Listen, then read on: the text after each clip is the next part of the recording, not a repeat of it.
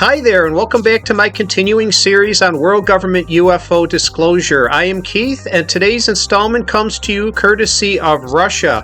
There's a lot to unpack here in terms of Russian government and Russian society's involvement in the ufology debate and situation, so let's get to it as I unpack a lot of information for you.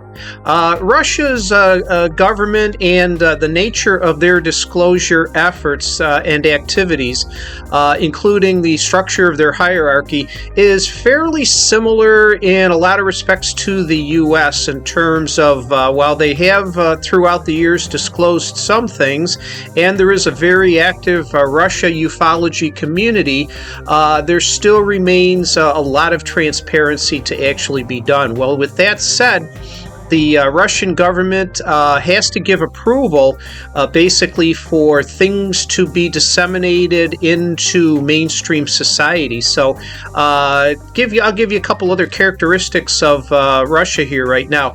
They have a population currently of about 146 million or so. Now remember, this is after the geopolitical revolution that took place in the early 90s, where Russia was population was a lot higher than what it is listed as now. So it's roughly about 2% of the world's population. Now, Russia has a very rich history in the ufology situation. They do have their version of the Bermuda Triangle. It's called the M Triangle, and it extends north from the Black Sea and then east all across into Siberia. Russia considers the UFO acronym, they consider it as anomalous atmospheric phenomenon, so AAPs, but they also interchange use of UFO and UAP in their discussions and whatnot. Characteristically, Russia also has a very rich history with many underwater submersible objects or USO case situations and whatnot. They also have their version of Area 51, which is called Kapustin Yar, and that's been the site of many situations, military involvement with UFO, UAPs, AAPs, and crashes and whatnot. So I'll get into the history here. It is a rich history. There's a lot to unpack here, so I'm just going to get to it. Documented, the first popular case studies goes back to 1663 in the Robozero Vologda region, where three spheres, those over roughly 150 feet in diameter, were observed by townspeople there in Robozero for 2 hours, and then when they finally took off under a rush of bluish smoke. Now, fast forward into 1908, on June the 30th, a very iconic and popular case study, the Tunguska explosion. Now, that's been documented into society as an explosion that wiped out many thousands of square miles in northern Siberia of landscape, forests, and things like that. People had heard the explosion from thousands of miles away from Russia. It was studied very intently and throughout the years, and it has been commonly on one side of the controversy to be considered as a meteorite that exploded above in the atmosphere. But some recent, throughout the years, continuing study, mostly by Russian scientists and geologists, archaeologists, have put a different light on the conclusions, saying that due to from testing that there's very anomalously high radiation content, so they're attributing the Tunguska explosion to something that was not created by nature, and it was atomic nuclear in nature. So this controversy is continuing, so keep tuned for that. In 1930, the Yaroslavl crash into Lake Vedlozero, where beings were actually witnessed and observed, and also evidence artifacts and a gelatinous substance were found around the shore of the Lake Vedlozero, where this crash actually occurred. In 1947, right after World War II, in the then Russian-occupied city of Kiev, the conservatory there witnessed an object over 6 meters in length, and there were actually artifacts were found in digging to create that conservatory also, to where these artifacts were carbon dated to be being over 5,000 or up to 5,000 years old. So very, very old set of artifacts and physical trace evidence. In 1948, this appears to be the first documented episode in the Kapustin Yar military complex, which is commonly known as the Russia Area 51. Missiles were taken offline and basically destroyed, Russian rockets and testing missiles and whatnot. Then in 1955, October the 4th, actually U.S. Senator Richard Russell was on a trip in Russia on the Trans-Caucasus train, in which him and his entourage witnessed 2 discs, and he reported those actually back when he got back stateside to U.S. ufologists and Edward Ruppelt, amongst others, who had to do with Project Blue Book. So Richard Russell was a U.S. witness in one of the Russian UFO sighting episodes. In 1963, a very popular silver disc USO crash, Lake Balkash, in which a disc disappeared into the lake, the water, and was never seen from again. So very curious there. In 1965, August to be exact, the steamship Raduga witnessed a sphere, another USO, underwater submerged object. They did the requisite UFO characteristics: hovering, stopping in midair, diving, rising up, speeding at unheard of accelerations and whatnot, and then diving once again under the water. So the Russia's Roswell version episode event came on January 29th, 1986 in Delnogorsk in far eastern Russia. There's crash retrieval. It's also known commonly to investigators there as Hill 611. It was a crash retrieval where the witnesses in the city of Delnogorsk saw a crash along the countryside, Russian military coming in to do a detailed study, cordoning off the area, and the Russian science institutes did much study on the situation, and then they basically covered up the rest of the findings and whatnot. So despite the best efforts of Russian ufologists, a lot of the information remains confidential and locked up in top secrecy today. I talk at length about the Delnogorsk episode in my first book, The Humaniverse Guide to Better Reasoning and Decision Making. So Russia, like the US astronauts, Russian cosmonauts had become very involved in their own sighting episodes and events.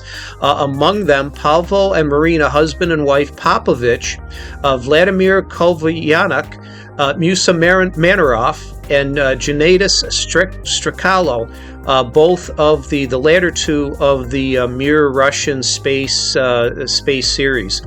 In 1988, again, Kapustin Yar comes into focus and discussion.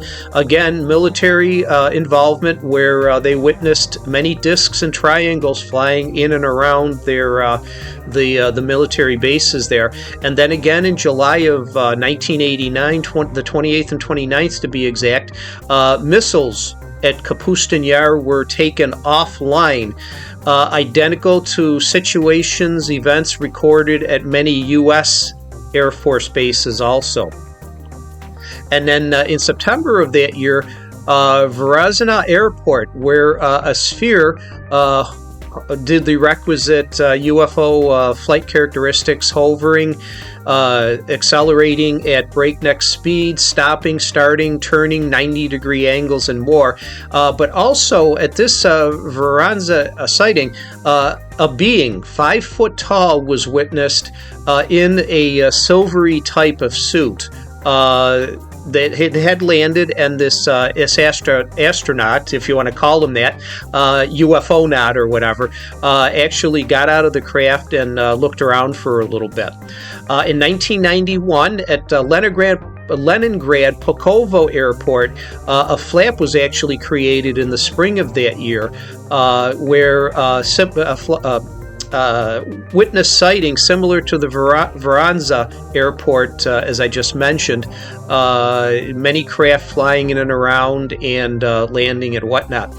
In 2013, the Valley of Death, Veloye River, where Russian science researchers, became sick over the radiation when they were actually studying the trace artifacts and other debris and findings from that particular event. So that's just a snapshot of the very rich history of very popular and iconic sightings in Russia over the years, and especially in the modern age of ufology. So there are many contributors to the Russian ufology effort, and like the U.S. and many other countries, Russian ufology community, a lot of it commercially based, also operates in pretty good freedom, so to speak, except that they do have to get a lot of government approval for their information to be released. But when you think about it, isn't that similarly what is occurring in the U.S. and many other countries around the world anyways? Just saying, I just throw that out there to you.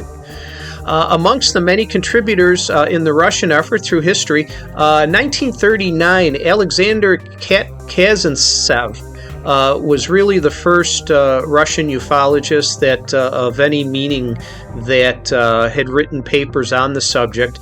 Also, too, in 1956, Yuri Alexandrovich Fomin. He's generally known as the grandfather of Russian ufology. He was employed at the Moscow Technical Institute, but again, due to government intervention, some of his discussions seemed to be too controversial. He was fired from the Moscow Technical Institute a few years later.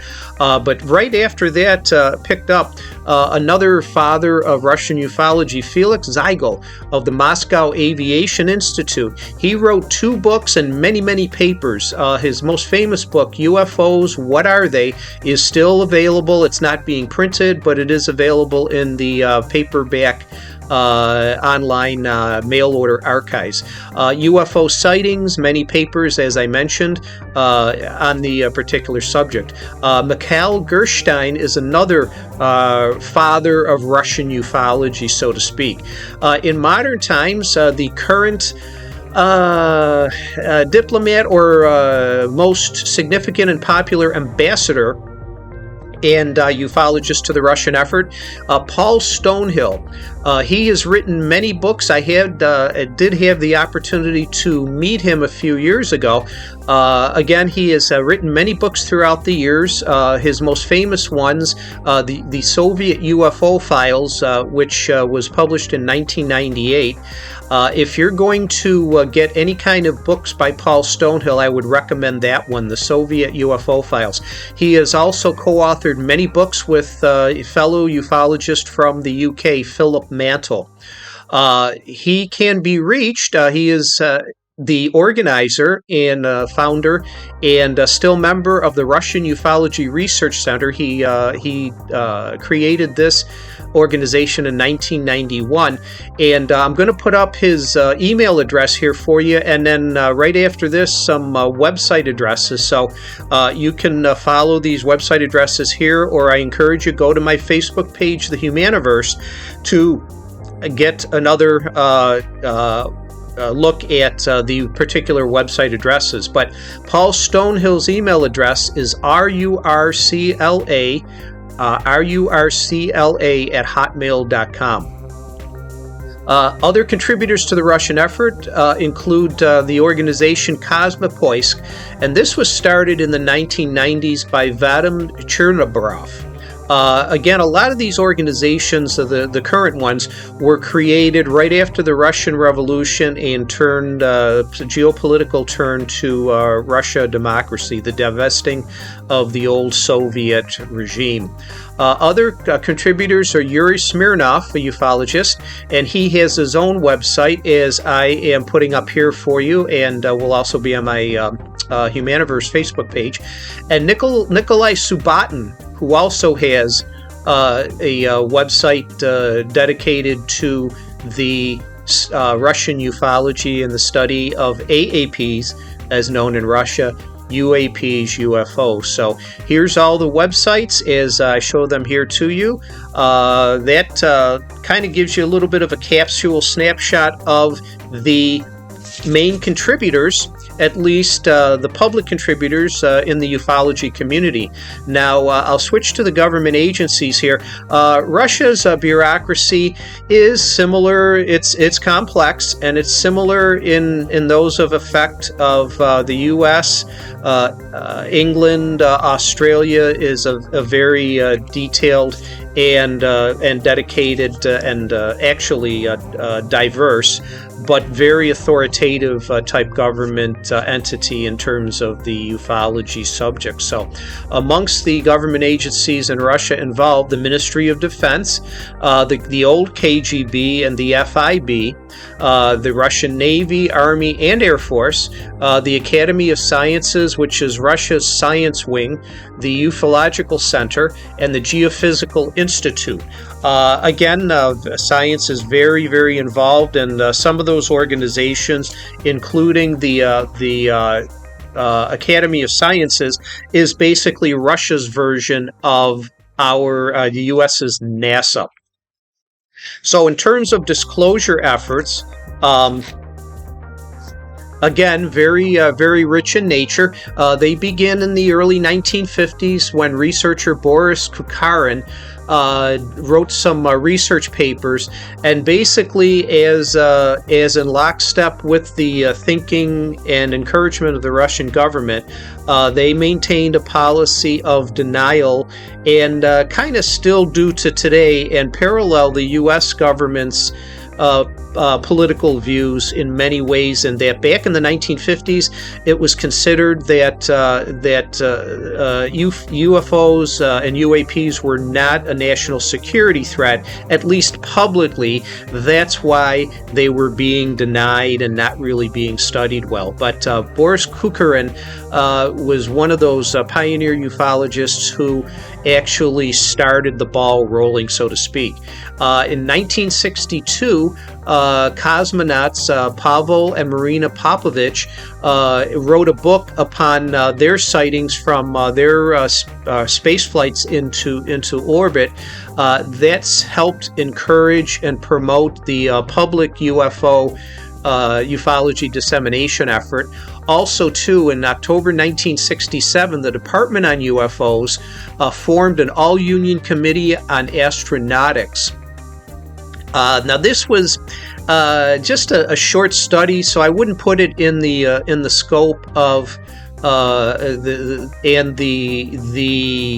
will I put this? The depth of the U.S.'s Project Blue Book, but it certainly was a precursor to that effort. And the Russian version of Project Blue Book was coming just a few years later. In 1974, the Russian Academy of Sciences, again the U.S. or the Russian equivalent of the U.S.'s NASA, they did a study program of exploration of possible communication with ET civilizations. NASA and the SETI Institute in the U.S., Search for Extraterrestrial Intelligence. Russia's counterpart was this actual program. It was the specific department of the Academy of Sciences that was involved in this was the Department of Close Range Search for ET civilizations with the aid of radio electronics. Again, that's the exact Russian version of our SETI Institute. Again, government operated, government run. That's one fairly big difference between Russia's efforts and the U.S. efforts. This Department of Close Range Search is actually still active today, as is the U.S.'s SETI Institute. So now, in 1977, Yuri Andropov of the old then KGB was the founder of their 13-year Project Blue Book study. It created what was called Institute 22, in which over 3,000 Russian reports were studied, and this involved input from 20 different organizations in the Russia military, government, and science departments. It was nicknamed The Network, Institute 22. It ended in 1991 when there were a couple of books published in similar to the U.S.'s Project Blue Book publication in 1969. Their findings indicated that roughly about 10% of the 3,000 reports remained unexplained after detailed study. Those numbers seem fairly consistent, compare and contrast with the U.S.'s Project Blue Book. Again, the Academy of Sciences and the Defense Ministry of Russia government were involved in this, and their other main conclusion, even though 10% remained unexplained, there was no substantive evidence of UFOs or these craft or sightings being from sources of extraterrestrial nature, those outside of planet Earth. So, as I go into my summary here about what you've just heard here right now, I'll want to read a small passage here. This provides a very good summary, and this is provided to me and to you courtesy of Russian ufologist Paul Stonehill. Basically, he was asked the question in an interview, how can Russian ufology better itself? And I'm going to read his quote here from you as we get ready to sign off here from this episode. Russian ufology, Paul says, would better itself through an influx of enthusiastic, energetic people, much like those in the Soviet period back before 1990s, who had to overcome the ideological obstacles from the Soviet government and communist ideologies, lack of funds and equipment, extreme secrecy and betrayals, and yet persisted in trying to find out what UFOs really are. But life is different now, and our perceptions and ability to record information is much different than 50, 60, 70, 80 years ago. But the secrecy remains, albeit more sophisticated. And now there are tabloids, the internet, and many other developments that would have been considered then science fiction. The debunkers, though, have remained and are as unpleasant as before. I believe there should be more international cooperation amongst ufologists. We all see the same mysterious, unidentified flying and submersible objects. We, civilian researchers, need to start comparing data and information and cooperate with each other and make necessary conclusions. And that is what I have been doing. It's not easy. I have no sponsors and have to fund my own work, but I persist. Ladies and gentlemen, that's a very good summary statement, and I wish I could use this statement in all of the many episodes involved in this World Government Disclosure series. But take that as a very important and ongoing takeaway for you to continue with your studies, and encourage you to be students of this ufology situation well into the future. Well, I'm going to sign off here. Thanks to the government of Russia and the Russian ufology communities for providing me with this information to be able to share with you.